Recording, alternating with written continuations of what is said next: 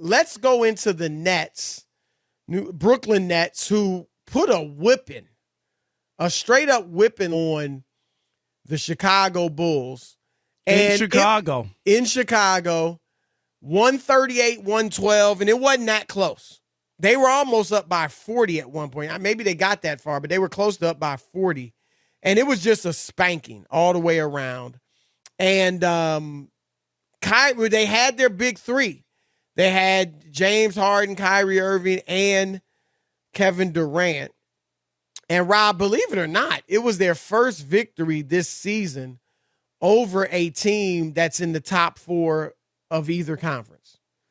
They had been like 0-8, I think, against such teams. So they needed a victory like this, and they got it. And Kyrie didn't even play that well. No, but just his presence I looked at on his the numbers, court. right. He didn't ball out. 4 for 10, 9 You would have thought he points. balled out, right? Yeah, big Yep, time. when you look at the final score. But just his presence out there, Rob, he has to be accounted for. And he's going to open things up for KD and Harden. Harden was fantastic. He might be kind of he's been doing it now for a few weeks. But he had 25 points, 16 assists, and 7 rebounds. Rob, he balled out. He played great. Yep. The last month and a half, Harden's been getting to the foul line 10 times a night. That's what we talked about. Remember that? We talked about, Chris, that in time, he'll figure it out because early on he was complaining and wasn't doing it. And, he was putting up decent numbers. I wasn't sure. Right. I was hoping. But I think you're convinced now, you know what I mean, that he's figured it out. Starting to look like his old self, right? Yeah, and they need him to be on that par, and if he is, they got it was a great statement game for them. You're right, they needed it. To go to Chicago, have your big three, and get beat would have been concerning. It really is, even though Kyrie hasn't played that many games, and he's still, trying to get acclimated, Chris, but it was a moment for them. And once again, we got a glimpse of what they could look like, down the road if all 3 guys are healthy. And, people can poo-poo last year and say, oh, they can't win or they don't have the right. You can't tell me that if those guys were healthy, Chris, they didn't get to the finals. They would have gotten to the finals if all 3 of those guys were healthy. And they weren't. Not an excuse, right? It's not an excuse. Look. They took Milwaukee to 7 games. With Harden playing 4 games, 3 or 4 on a bum hamstring, and Kyrie only playing 4 games total in that series. And that series. And they still took them 7. And look, Milwaukee, give them credit. That's going to be Milwaukee. It's coming down to Milwaukee and Brooklyn in the East. Chicago, nice young upstart team. Not looking yet, good. right? They look good, yet. but It's not too yet, early. right? We don't not expect yet. them to really Even though make DeMar's that a move. veteran, but he's first year with the team. No, I agree. They're not. They're kind of like Memphis. Memphis doesn't have a DeMar DeRozan type veteran, but still, all of a sudden, out of nowhere, you're this very great team. It takes a little time. All right, so I agree with you. I see it being Milwaukee and Brooklyn. Miami is good, but I just don't think they have enough. Something is missing there. What is missing with Miami? I mean, they've watched been them banged closely? up. They've been banged up. Butler's missed a lot of games. Bam Adebayo's missed a lot of games. But when I look at their ability, Butler, Bam, Tyler Hero's playing well. Kyle Lowry, although he's getting older, they got really good players, Rob. But they don't have a transcendent player. Milwaukee does, Golden State does, Phoenix does, Brooklyn does. I just don't see them beating those teams. And they did beat Milwaukee, but I think this is a different Milwaukee now. Or, beat them a few years ago. But right. And then Philly just doesn't have enough with Simmons out and nobody replacing him. So, but after the game, Rob, James Harden spoke. And I got some comments about some of the things he said because I thought they were really interesting. Here he is. It just feels good, man, to basically have our whole team, out there on the court. We haven't really had that in the last 2 years. So the faster and the quicker way we can get Kai to be able to play home games, the better we'll look as a unit. It's interesting, Rob. And I'm gonna say this. There was a story, we mentioned it yesterday in the New York Daily News about the Nets could pay a $5,000 fine for every game that Kyrie played at home but he'd still be able to play. And Woj reported today that the NBA is shooting that down. Basically, the NBA is like, we just don't want to be in the habit of purposely breaking the law. Right. I mean, yeah, they could go ahead and pay the fine, but you're still purposely breaking the law. And I get that. I get it. I mean, look, I would love to. If I'm the Nets, Rob, I would love to pay that fine and play Kyrie. But see, that's what I don't. As a business, it's hard to just purposely break the law like that. See, Chris, this is why I did not believe in that story. And I'm not saying that the facts aren't right. Right, because they were right. You could not right.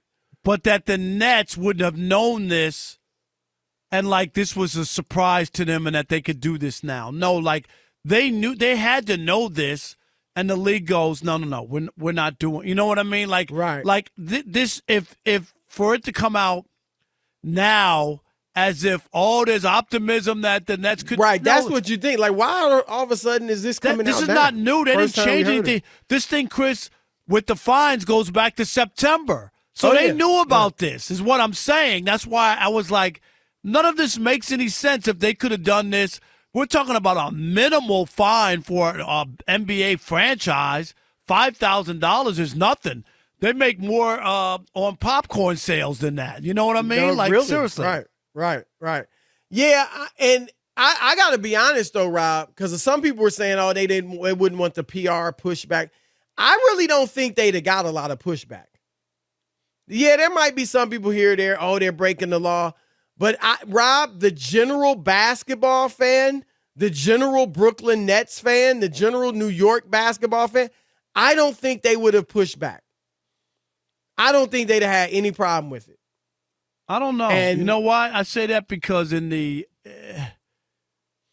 you're letting players play that go to Brooklyn that play for other teams that are unvaccinated. No, I get that, but it it's like every city and state have different laws, Chris. So, if you live in Texas, you could be 13 years old and drive.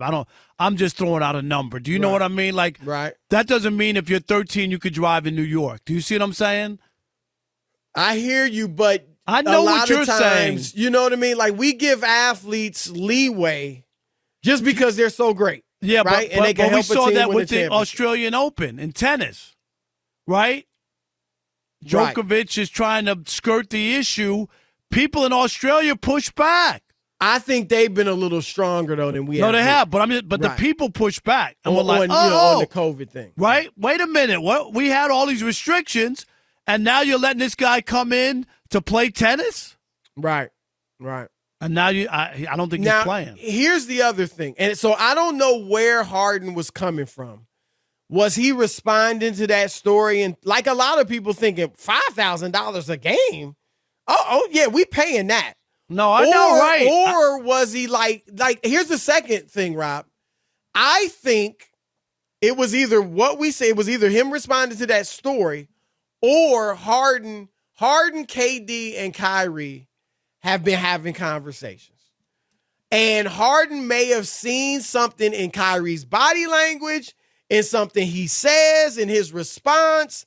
Maybe Kyrie's like, yeah, you know what? Look, man, I'm open to it. I mean, I'm not anti-vax. We'll see. But I'm Kyrie's giving him some indication, Rob, that it's possible. Because a week ago, Harden said, I haven't even talked to Kyrie about his vaccination status.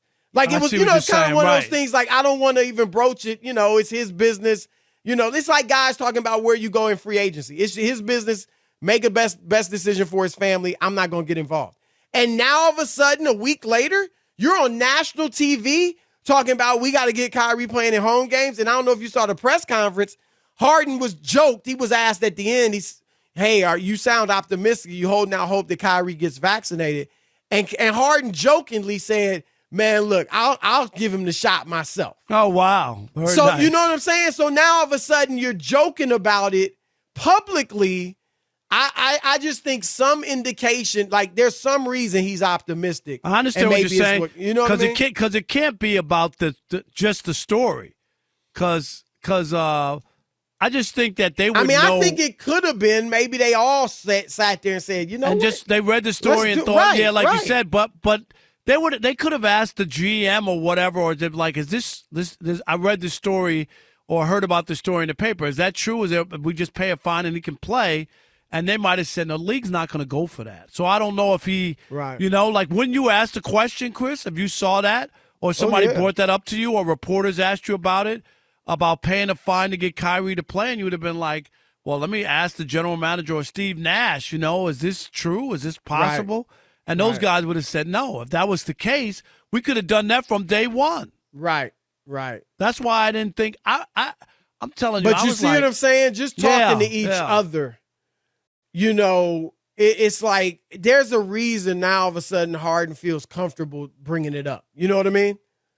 Because they've never said that before. So